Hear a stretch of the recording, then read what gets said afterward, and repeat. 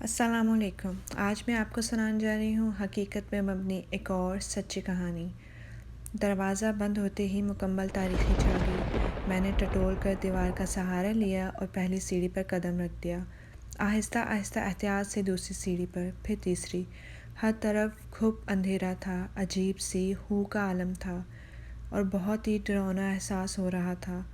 میرا دل تیزی سے دھڑک رہا تھا۔ ناہید میرے کانوں میں جمشید کی آواز ٹکرائی۔ ہاں ہاں، میں نے تڑپ کر اسے جواب دیا اور پوچھا، کہاں ہو تم جمشید؟ کہاں ہو؟ مجھے نظر کیوں نہیں آ رہے؟ جمشید نے مجھے دوبارہ پکارا۔ اس کی آواز میں عجیب سی تکلیف تھی، سخت کرب، اور پھر میری آنکھ کھل گئی۔ میرا دل تیزی سے دھڑک رہا تھا، سارا جسم پسینے میں بھیگا ہوا تھا۔ بڑی مشکل سے اپنے آپ کو گھسیٹ کر میں اٹھ کر بیٹھ گئی۔ میرے سر میں جیسے دھماکے ہو رہے تھے۔ اف! میں نے اپنا سر ہاتھوں میں تھام لیا۔ 40 سال! میں نے سوچا، 40 سال ہو گئے، مگر جمشید کی آواز آج بھی مجھے اسی طرح محسوس ہوتی ہے، جیسے اس نے ابھی پکارا ہو۔ میری آنکھوں میں آنسو آ گئے، اور یہ خواب نہ جانے 40 برسوں میں کتنی مرتبہ میں یہ خواب دیکھ چکی ہوں۔ تقریباً اسی طرح، اسی انداز کے خواب مجھے آج تک نظر آتے ہیں۔ جمشید اور وہ تہ خانہ۔ یہ بہت پرانی بات ہے، تقریباً 40 سال پرانی۔ میری عمر اس وقت کوئی 16 سال کی تھی۔ پاکستان بننے چند ہی سال ہوئے تھے۔ پاکستان آ کر ہم سکھر میں آباد ہو گئے تھے، یعنی میں، میرے بڑے بھائی راشد اور اماں ابا یہاں۔ جو گھر ہم الاٹ ہوا تھا وہ سیتا مندر سے تقریباً جڑا ہوا تھا۔ اصل میں یہ پورا محلہ ہندوؤں کا تھا۔ وہ انڈیا ہجرت کر گئے اور ہم وہاں سے آئے ہوئے مسلمانوں کو یہ گھر الاٹ ہو گئے۔ اور ہمیں جو گھر ملا وہ بہت چھوٹے چھوٹے کمروں پر مشتمل تھا، چھوٹا سا صحن اور چھت، مگر کمروں کے اصل میں ایک تہ خانہ موجود تھا۔ نہ جانے وہ کس مقصد کے لیے تہ خانہ بنوایا ہوا تھا، کیونکہ چند سیڑھیاں اترنے کے بعد اس کی باقی سیڑھیاں مکمل طور پر پانی میں ڈوبی ہوئی تھیں۔ اس وجہ سے اس میں کوئی سامان وغیرہ تو بالکل نہیں رکھا جا سکتا تھا۔ نہ جانے وہ کتنا گہرا تھا، کیونکہ اگر اس میں کوئی پتھر پھینکا جاتا تو اس کی زمین سے ٹکرانے کی آواز بھی نہیں آتی تھی۔ محلے کے لوگ جو مہینوں برسوں سے رہ رہے تھے، ان میں اس تہ خانے کے متعلق بہت سی پراسرار باتیں مشہور تھیں۔ کچھ کا کہنا تھا اس تہ خانے سے ایک سرنگ سیتا مندر کے اندر جاتی ہے، عین سیتا دیوی کی مورتی کے نیچے، کیونکہ مندر کے اندر سیتا کی مورتی والا کمرہ مستقل بند رہتا تھا۔ اس کا تالا صرف بڑے پجاریوں کے زیر نگرانی ان کے خاص دنوں پر ہی کھلتا تھا۔ مستقل پانی کھڑا رہنے سے تہ خانے میں ایک عجیب سی بو تھی۔ اس گھر میں شفٹ ہوتے ہی ابا نے تہ خانے کی کنڈی اچھی طرح بند کر دی تھی اور مجھے اور راشد بھائی کو سختی سے ہدایت کر دی تھی کہ ہم اس کے اندر نہ جائیں۔ راشد بھائی مجھ سے عمر میں چند برس بڑے تھے۔ شرارتوں سے ان کا دور کا بھی واسطہ نہیں تھا، مگر لڑکی ہونے کے باوجود میں بہت شرارتی تھی اور اکثر اپنی سہیلیوں کے ساتھ تہ خانے کی کنڈی کھول دیتی۔ ہم اس کے اندر جاتے، مختلف تبصرے کرتے اور اس کے بارے میں سنی سچی اور من گھڑت باتیں کرتے۔ اس گھر میں آنے کے 2 سال کے بعد ہماری اماں کا انتقال ہو گیا۔ وہ کچھ عرصے سے بیمار تھیں۔ ان کے انتقال کے بعد ہماری رشتوں کی پھپھو حمیدہ ہمارے ساتھ رہنے لگیں۔ ان کے زیادہ رشتہ دار انڈیا میں ہی رہ گئے تھے اور وہ بہت بوڑھی تھیں، مگر جیسے تیسے گھر کے کام کر لیتی تھیں، کیونکہ میں اس وقت بہت چھوٹی تھی اور کھانا وغیرہ بھی نہیں بنا سکتی تھی۔ ان کے یہاں آنے سے ابا بھی بے فکر ہو گئے اور ان کو بھی سر چھپانے کا ٹھکانہ مل گیا۔ وقت آگے بڑھنے لگا۔ میں 10ویں کا امتحان پاس کیا تو تعلیم کا سلسلہ ختم ہو گیا، کیونکہ اس وقت وہاں لڑکیوں کا کوئی کالج نہیں تھا، نہ ہی زیادہ تعلیم عام تھی۔ حمیدہ پھپھو مجھے گھر دھاری سکھانے لگیں۔ محلے میں میری چند ہم عمر سہیلیاں تھیں، کبھی وہ میری طرف آ جاتیں اور کبھی میں ان سے ملنے چلی جاتی۔ پرانا زمانہ تھا، نہ ٹی وی، نہ ہی کوئی فلم، نہ ہی بازاروں کے چکر لگتے تھے۔ رسالے بھی کبھی کبھار نصیب ہوتے تھے۔ میری کوئی بہن نہیں تھی، اماں کا بھی انتقال ہو چکا تھا۔ راشد بھائی ابا کے ساتھ دکان میں بیٹھتے تھے۔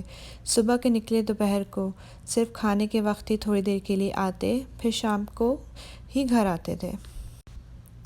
عشاء کی نماز پڑھتے ہی سو جانے کا رواج عام تھا۔ میری فطرت اور میری اٹھان اس ماحول کے سخت خلاف جا رہی تھی۔ میں جیسے جیسے بڑی ہو رہی تھی، میرے اندر جیسے پارا بھرنے لگا تھا۔ ایک پیر صحن میں ہوتا تو دوسرا چھت پر، کبھی ایک سہیلی کے گھر تو کبھی دوسری سہیلی کے گھر۔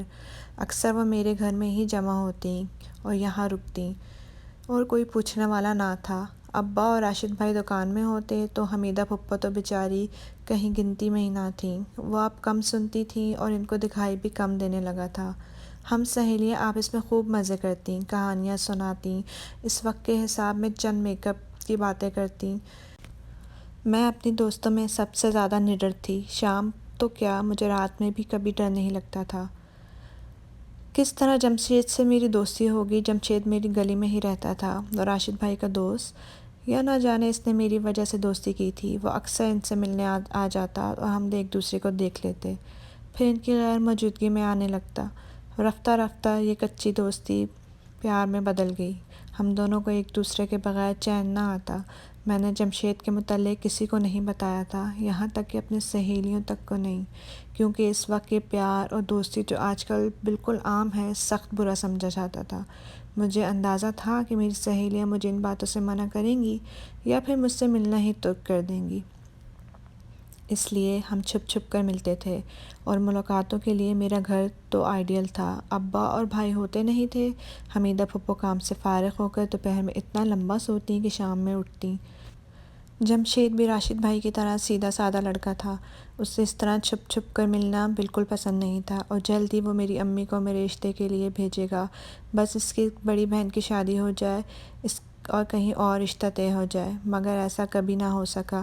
ایک دن ابا معمول کے مطابق دکان پہ جانے کے لیے تیار ہونے لگے تو چکر لگا کر بیٹھ گئے، اور ان کو ناشتہ دے رہی تھی۔ کیا ہوا ابا؟ میں نے گھبرا کر پوچھا۔ آپ کی طبیعت تو ٹھیک ہے؟ کچھ نہیں بیٹا، انہوں نے جواب دیا، رات کو ٹھیک سے سو نہیں پایا، شاید اس کا اثر ہے۔ آپ آج دکان پر نہ جائیں اور آرام کریں، راشد بھائی نے بھی کہا، مگر ابا نے ہماری ایک نہ سنی اور دونوں دکان پر چلے گئے۔ میں ان کے جانے کے بعد گھر کے کاموں میں لگ گئی۔ کچھ دیر بعد دروازے پر دستک ہوئی اور میرے اندازے کے مطابق جمشید باہر کھڑا تھا۔ دروازہ کھلتے ہی وہ اندر آ گیا۔ میں اس کو دیکھ کر خوشی سے نہال ہو گئی، کیونکہ وہ کئی دنوں سے نہیں ملا تھا اور ہماری کوئی بات نہیں ہو سکی تھی۔ حمیدہ پھپھو حسب معمول سو چکی تھیں۔ میں جمشید کو اپنے کمرے میں لے گئی اور ہم آہستہ آہستہ باتوں میں مشغول ہو گئے کہ اچانک تیز دستک نے مجھے چونکا دیا۔ اس وقت کون ہو سکتا ہے؟ میں جمشید کا خاموش رہنے کا اشارہ کر کے دروازے کی طرف آئی تو میری جیسے جان ہی نکل گئی۔ راشد بھائی فکر مند چہرہ لیے دروازے پر کھڑے تھے اور ابا پیچھے ٹانگے میں تقریباً لیٹے ہوئے تھے۔ یا اللہ، اب کیا کروں؟ میں گھبراہٹ میں پاگل ہو گئی۔ جلدی سے جمشید کو ساری صورتحال بتائی۔ وہ بھی میری طرح ڈر گیا کہ اب کیا کریں، کوئی دوسرا راستہ موجود نہیں تھا۔ باہر سے راشد بھائی بھی مستقل دروازہ بجا رہے تھے۔ سخت گھبراہٹ میں ایک خیال میرے ذہن میں آیا۔ کانپتے ہاتھوں سے میں نے تہہ خانے کی کنڈی کھولی۔ دیکھو بس جمشید، بس تھوڑی دیر، جیسے ہی ماحول سازگار ہوگا میں تمہیں نکال لوں گی۔ میں اپنی جلدی میں تھی، میں نے جمشید کے تاثرات نہیں دیکھے، بس اندر دھکیل کر باہر سے کنڈی لگا دی۔ میں غسل خانے میں تھی۔ راشد بھائی کے پوچھنے پر میں نے بتایا۔ ابا کو کیا ہوا؟ پتہ نہیں، دکان پر اچانک گر گئے، انہوں نے بتایا، اور وہ تانگے والا ابا کو اٹھا کر اندر لے آئے اور بستر پر لٹا دیا۔ میں حکیم صاحب کو لے کر آتا ہوں، اور وہ باہر نکل گئے۔ شکر ہے۔ میں نے تیزی سے اندر کی طرف مڑی تھی کہ دروازے سے گلی کے دو حضرات اندر آ گئے، ابا کے پاس کمرے میں بیٹھ گئے۔ اوف، میری سانسیں رک گئیں۔ اب تو جمشید کو جلدی ہی نکالنا ناممکن تھا۔ وہ سارا دن گزر گیا۔ راشد بھائی حکیم کو لے کر آئے، ابا کو دوا دی، پھر وہ ابا کے پاس ہی بیٹھ گئے۔ حمیدہ پھپھو بھی اٹھ گئیں۔ پورے گھر میں چہل پہل تھی، اور در حقیقت میرے سینے میں سانس گھٹ رہی تھی۔ جس تہہ خانے میں چند منٹ گزارے نہیں جا سکتے تھے، وہ وہاں اتنے گھنٹے۔ خدا خدا کر کے شام ہو گئی، پھر رات۔ ابا کو کھانا کھلا کر سلا دیا۔ راشد بھائی سارے دن کے تھکے ہوئے تھے، بیٹھتے ہی سو گئے۔ میں نے تھوڑی ہی دیر انتظار کیا اور پھر چپکے سے اندر اپنے کمرے سے نکل آئی۔ میرے ہاتھ میں موم بتی تھی۔ اس زمانے میں پورے گھر میں چند ہی بلب ہوتے تھے۔ تہہ خانے میں تو دن میں روشنی نہ ہوتی تھی۔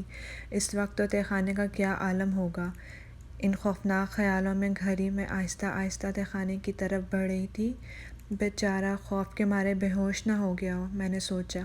آہستہ آہستہ میں نے تہہ خانے کی زنگ آلود کنڈی کھولی۔ جمشید، جمشید، جلدی آؤ باہر، میں نے آواز دی، مگر میری آواز تہہ خانے کی دیواروں سے ٹکرا کر واپس آ گئی۔ جمشید، میں نے ذرا تیز پکارا۔ میں نے آگے بڑھ کر موم بتی کی روشنی میں نیچے جھانکا۔ 1 2 3 اور پھر نیچے تک ساری سیڑھیاں خالی پڑی تھیں۔ جمشید، میری آواز کانپنے لگی۔ میں ہمت کر کے سیڑھیاں اترنے لگی اور پہلی مرتبہ رات کے اس وقت اکیلی آخری سیڑھی تک چلی گئی۔ میرا پاؤں پانی سے ٹکرا گیا۔ وہاں کوئی نہیں تھا۔ تہہ خانہ بالکل خالی تھا۔ کیسے؟ کہاں؟ میرا دماغ پھٹنے لگ گیا۔ میں نے اپنے ہاتھ سے کنڈی لگائی اور پھر کھولی تو پھر جمشید، میں وہیں بیٹھ کر رونے لگی۔ تم کہاں ہو جمشید؟ یہ سوچتے ہی میری آنکھوں سے آنسو بہنے لگے۔ اوہ، میں چونک گئی۔ میں نے اپنے آنسو پونچھے۔ اگر کوئی میرے کمرے میں آ گیا، میرا بیٹا یا بہو، تو اس وقت رونے کا کیا سبب بتاؤں گی؟ سال گزر گئے۔ وہ بھیانک پراسرار واقعہ اسی طرح پوری طرح مجھے یاد ہے اور مجھے اکثر تڑپا دیتا ہے۔ جمشید کا اس دن کے بعد کہیں کوئی پتہ نہ چلا۔ اس کی امی، اس کے گھر والے اس کی گمشدگی میں جیسے پاگل ہو گئے تھے۔ پاگل تو میں بھی ہو گئی تھی، مگر میں اپنا دکھ کسی سے نہیں کہہ سکتی تھی۔ اکثر گھر والوں کی عدم موجودگی میں میں تہہ خانے کا دروازہ کھول کر جمشید کو پکارتی، مگر کبھی کوئی جواب نہ آیا۔ ہاں، لیکن اکثر خواب میں مجھے جمشید جواب دیتا۔ ناہید، اس کی آواز کرب میں ڈوبی ہوتی۔ ہمیشہ اس کی آواز میں بہت سخت تکلیف ہوتی تھی۔ اس کی تکلیف میں ڈوبی آواز نے مجھے کبھی سکون سے نہ رہنے دیا۔ میری اس واقعے کے چند سال بعد ہی شادی ہو گئی۔ خدا نے مجھے اولاد کی نعمت سے بھی نوازا۔ شوہر بھی بہت اچھے ملے، مگر ایک شدید کسل نے مجھے تمام عمر چین نہ لینے دیا۔ ابا کے انتقال کے چند سالوں بعد راشد بھائی نے اچھے علاقے میں دوسرا گھر لے لیا اور اس میں شفٹ ہو گئے۔ میں شادی کے بعد دوسرے شہر آ گئی۔ پھر کبھی اس گھر اور اس منحوس تہہ خانے کو دیکھنے کا اتفاق نہ ہوا۔ مگر نظر تو وہ مجھے اکثر آتا ہے، نیند میں، اسی طرح، اتنا ہی بلکہ اس سے کہیں زیادہ پراسرار۔ تہہ خانہ، ایک شدید غلطی کی سزا۔ پتہ نہیں یہ کب ختم ہوگی۔ اور اسی طرح کی مزید اچھی کہانیوں کے لیے ہمارا چینل کو سبسکرائب کرنا نہ بھولیں۔